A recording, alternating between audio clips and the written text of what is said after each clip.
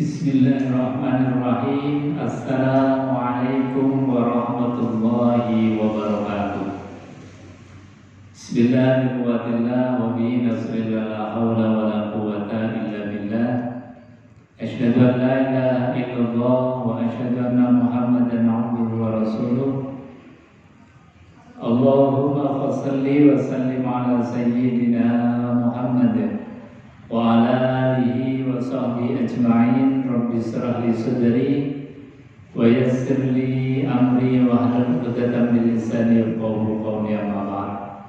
Qala Allah ta'ala fi kitabil karim wa huwa asdaqul qailin. A'udzu billahi samil 'alim minasyaitonir rajim. Bismillahirrahmanirrahim. Ya ayyuhalladzina amanu taqullaha haqqa tuqatih wa la tamutunna illa wa antum muslimun. Shadaqallahul 'azim wa shadaqa rasulul karim wa nahnu 'ala dzalika minasyahidin walhamdulillahi rabbil alamin. Hadirin jamaah ikhwan dan akhwat fillah rahimakumullah. Pertama dan yang paling utama tentu kita syukuri biqauli alhamdulillahi rabbil alamin. Di hari yang sekian kalinya di bulan suci Ramadan ini kita masih bisa melaksanakan kewajiban selaku muslim yang baik, yang taat, yaitu melaksanakan shaum Ramadan, juga qiyamul lail. Juga pada sore hari ini kita hadir untuk mengkaji ayat-ayatnya Allah Subhanahu wa taala. Mudah-mudahan hadirnya kita di majelis yang mulia ini, setiap langkah kita dicatat sebagai amal soleh, setiap hembusan nafas kita dicatat oleh Allah sebagai ibadah kepada Allah Subhanahu wa taala. Maka mudah-mudahan dicatat dan diberikan pahala oleh Allah dan akan diberikan surga yang penuh dengan kenikmatan. Amin Allahumma amin. Jamaah yang dimuliakan Allah Subhanahu wa taala. Dalam Al-Qur'anul Karim, semua ayat-ayat dan semua surat-surat itu adalah istimewa dan spesial. Tetapi ada surat-surat tertentu yang ada spesifikasi, ada spesialisasi, ada khususiyah. Termasuk dalam hadis baginda Rasulullah SAW bahwa ada surat yang disifati oleh baginda Rasulullah sebagai al-munjiyah, sebagai penjaga, dan al-waqiyah sebagai penolong, yaitu tunji min azabil qabr, yang akan menjadi penolong, yang akan menjadi perisai dari siksa api neraka. Ini ada khususnya. Apa surat yang menjadi al-munjiyah dan menjadi al-waqiyah? Yaitu suratul mulk.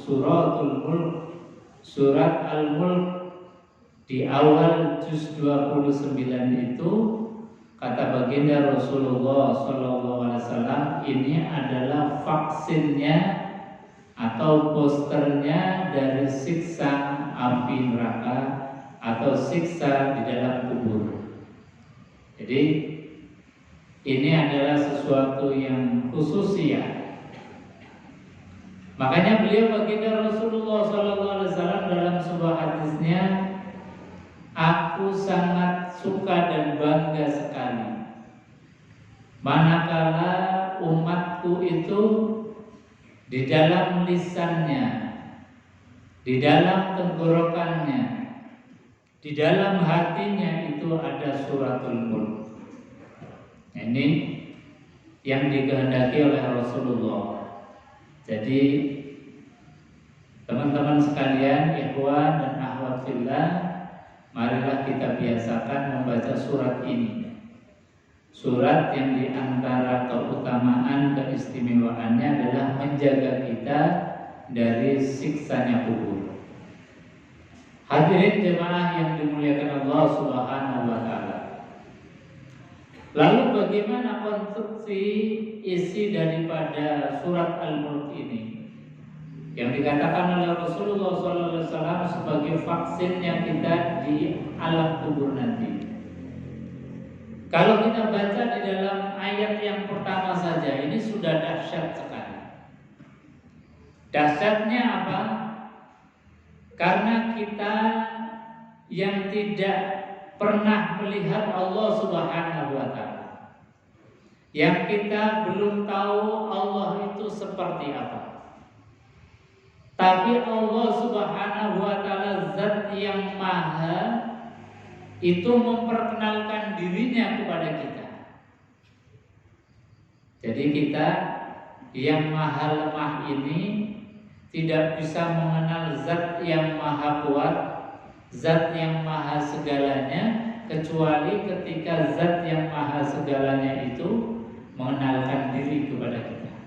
Ini untungnya Allah memperkenalkan diri. Jadi tidak usah repot-repot seperti misalnya peristiwa yang terjadi oleh Nabiullah Ibrahim alaihissalam. Beliau Nabiullah Ibrahim itu ketika mau mencari Tuhan, prosesnya lama, observasinya lama. Di Quran itu kan disebutkan Ibrahim pernah menganggap rembulan itu sebagai Tuhan. Karena apa? Karena saking indahnya rembulan bisa menerangi kegelapan malam. Bahkan dalam syair-syair, puisi-puisi para pujangga itu menggambarkan rembulan itu sebagai bentuk keindahan. Puncak kenikmatan biasanya disimbolkan dengan rembulan. Cinta itu biasanya disimbolkan juga dengan rembulan. Maka observasi Nabiullah Ibrahim pernah menganggap bahwasanya ini mungkin Tuhan yang cahayanya bisa menerangi kegelapan, yang indahnya itu digambarkan oleh para pujangga sebagai bentuk kesempurnaan cinta. Lalu setelah pagi tiba, ternyata rembulan ini hilang, diganti oleh yang lain yang lebih besar cahayanya, bentuknya lebih besar, cahayanya lebih terang, bisa menerangi alam jagat ini sehingga tidak ada yang kegelapan lagi. Kemudian Nabiullah Ibrahim ini dalam Al-Quran dikisahkan, ini mungkin Tuhan yang lebih besar lagi, cahayanya lebih dahsyat lagi. Ternyata matahari pun akhirnya tenggelam di sore hari. Lalu Nabiullah Ibrahim alaihissalam mendapatkan wahyu dari Allah Subhanahu wa Ta'ala, dikenalkan tentang Tuhan yang asli, yaitu Allah Subhanahu wa Ta'ala. Nah, ini kita di dalam ayat yang pertama surat Al-Mulk, Allah sudah mengenalkan diri. A'udzu billahi as-sami'il 'alim minasyaitonir rajim. Tabarakalladzi biyadihil mulk wa huwa 'ala kulli syai'in qadir. Kata Allah, tabarakalladzi biyadihil mulk, maha suci. Alladzi zat biyadihi, yang dalam kuasanya, dalam tangannya, dalam genggamannya, al-mulk, yaitu setiap kekuasaan. Setiap kekuasaan adalah dalam genggamannya Allah Subhanahu wa Ta'ala. Tidak ada kekuasaan di bumi ini, baik kekuasaan yang kecil maupun kekuasaan yang besar, kecuali itu semua dalam genggamannya Allah Subhanahu wa Ta'ala. Karena kata para ahli tafsir mengatakan hadhil ayat yadullu ala wahdaniyati wa yadullu ala qudrati. Ini ayat, kata para ahli tafsir, mengatakan bahwa ayat ini menunjukkan tentang keesaannya Allah Subhanahu wa taala. Tentang Allah itu Maha Tunggal. Tentang Allah itu Maha Esa. Allah tidak berbilang. Kenapa ayat ini dijadikan sebagai ayat yang menunjukkan tentang keesaannya Allah Subhanahu wa taala? Ya, kita tahu, kita melihat alam semesta ini masih tertata dengan rapi dalam genggamannya Allah. Manusia masih berjalan dengan normalnya dalam genggaman kekuasaannya Allah. Alam makrokosmos, baik itu matahari, rembulan, dan galaksi-galaksi yang jumlahnya ribuan itu, dari mulai diciptakan Allah Subhanahu wa taala sampai sekarang itu masih berjalan normal saja. Artinya apa? Kata para ahli tafsir, kalau alam semesta ini masih berjalan dengan normal, hadhil ayat yadullu ala wahdaniyati, ini menunjukkan bahwa betul-betul Tuhan itu adalah Esa. Kenapa? Teman-teman sekalian, misalnya kita belajar logika saja. Andai kata di suatu kota itu wali kotanya 2, atau dalam satu wilayah provinsi itu gubernurnya 2 atau lebih, atau dalam satu negara kemudian presidennya lebih dari 1, itu pasti yang terjadi dalam satu wilayah, baik kota, provinsi maupun wilayah negara, itu pasti akan terjadi kekacauan. Karena apa? Masing-masing pemimpin punya karakternya sendiri-sendiri. Masing-masing pemimpin punya keinginannya, punya visi dan misinya sendiri. Sehingga apa? Pasti akan terjadi bentrok. Bentrok antar keinginannya, bentrok antar kehendaknya, sehingga apa? Pemimpin yang satu pasti akan berbeda dengan pemimpin yang lain. Kalau sudah beda keinginannya, pasti beda kebijakannya. Kalau beda kebijakannya kemudian tidak dituruti, maka yang terjadi adalah dia berebut kekuasaan dan pasti akan chaos dan terjadi kerusakan di alam semesta ini. Dan inilah, andai kata Tuhan ini berbilang Tuhan ini lebih dari 1, maka Tuhannya pasti akan pro-proan. Ada Tuhan yang pro dengan petani tembakau, maka Tuhan ini tidak akan menurunkan hujan. Karena apa? Petani tembakau pengennya panas terus. Ada lagi Tuhan yang berpro dengan pedagang bakso. Yang pedagang bakso lakunya biasanya kalau musim penghujan. Sehingga apa? Diturunkanlah hujan.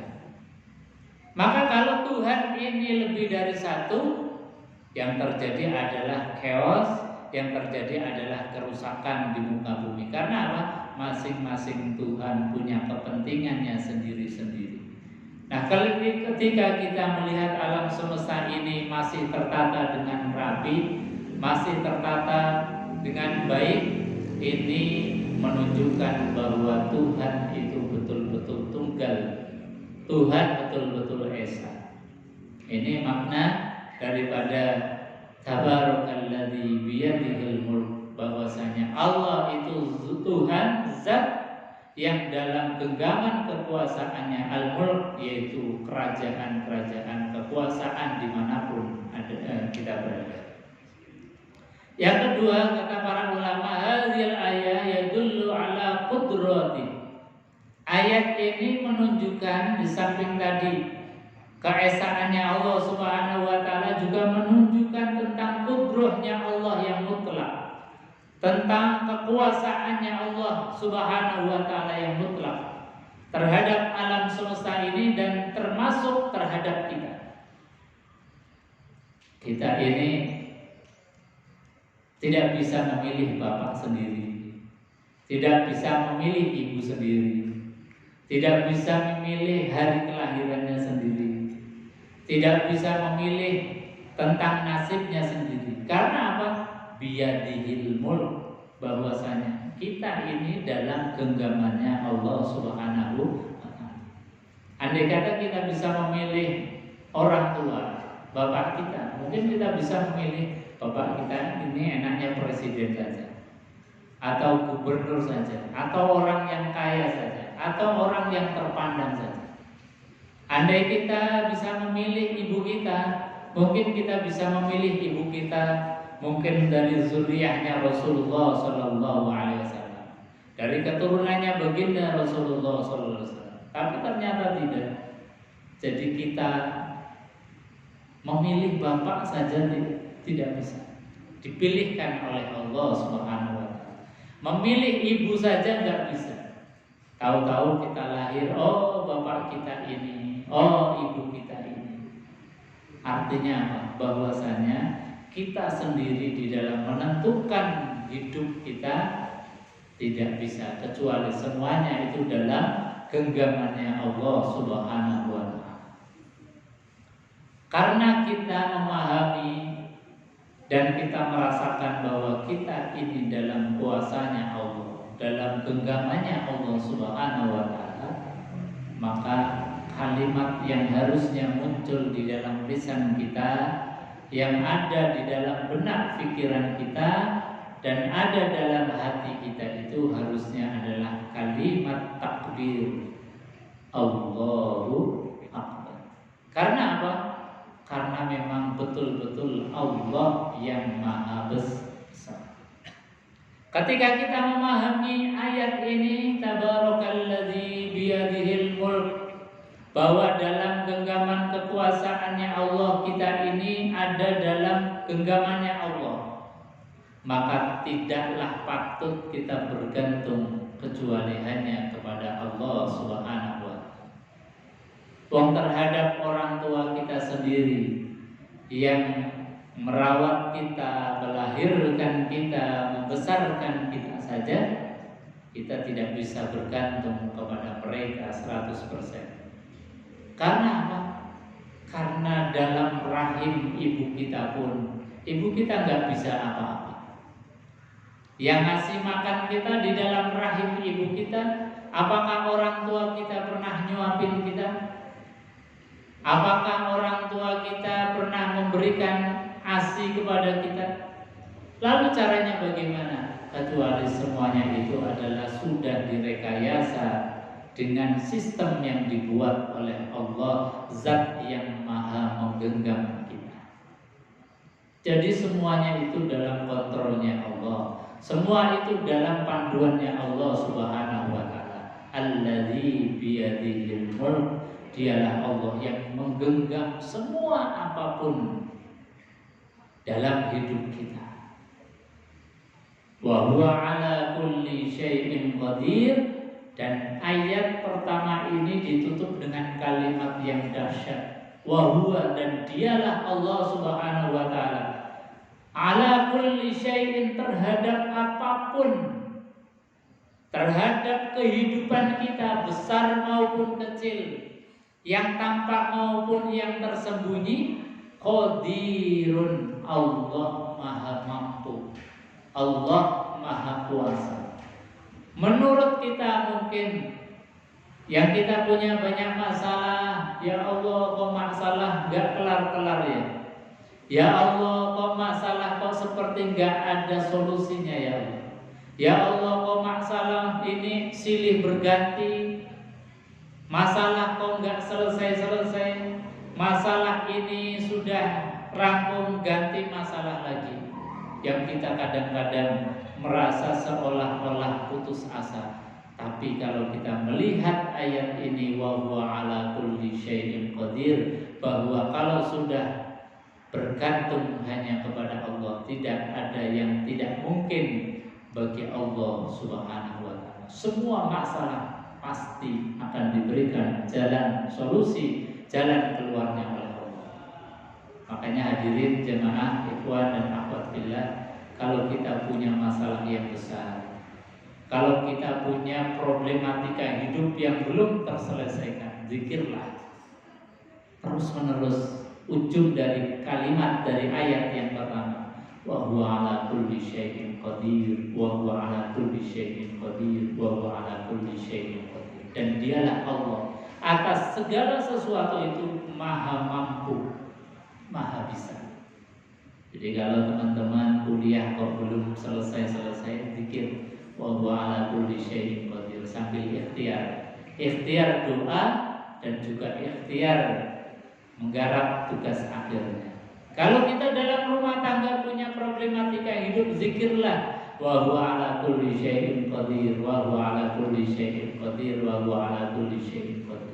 Kalau kita punya masalah ekonomi, zikirlah wa huwa ala kulli syai'in qadir, wa huwa ala kulli syai'in qadir, wa huwa ala kulli syai'in qadir. Karena kita ini dalam genggamannya Allah, dan Allah maha mampu mengurai setiap problematika hidup kita, baik yang besar maupun yang kecil. Tidak ada masalah yang tidak ada solusinya.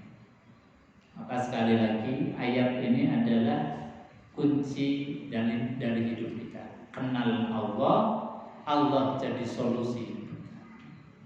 Makanya kita baca Quran itu jangan sekedar baca saja, tapi kita ambil kira-kira obatnya apa sih yang Allah kasih resep untuk hidup kita. Karena Quran itu adalah asyifa, obat. Dikasih resep oleh Allah Subhanahu wa taala.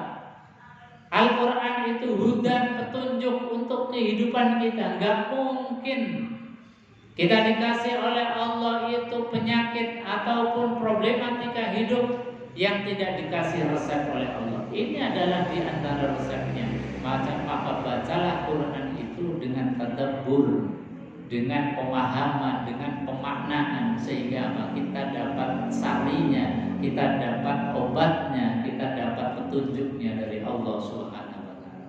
Maka sekali lagi, setiap kita pasti punya problematika hidup. Ketika kita kok mentok dengan ikhtiar kita, zikirlah yang banyak, wa huwa ala kulli syai'in qadir. Karena Allah maha mampu. Sambil berikhtiar. Di antara ikhtiarnya pernah dicontohkan dalam hadis yang masyhur, cerita-cerita di dalam hadis baginda Rasulullah SAW, ikhtiar dalam mengurai problematika hidup kita.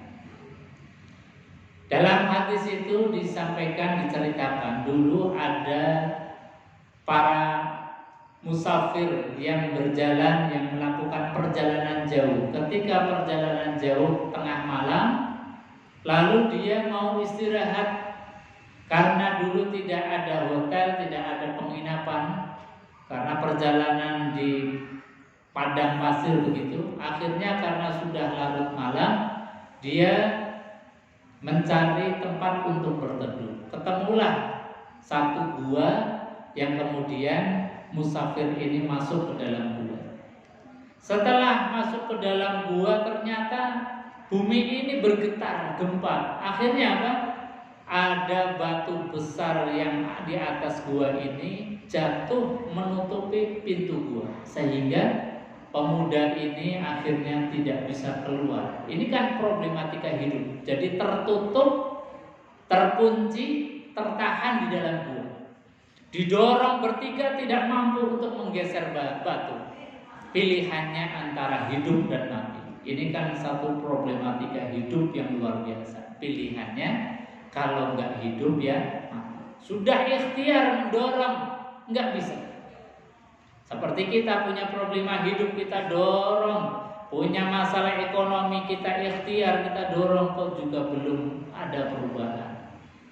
Kita diberikan penyakit oleh Allah, sudah ikhtiar ke sana kemari, kok juga belum ada perubahan.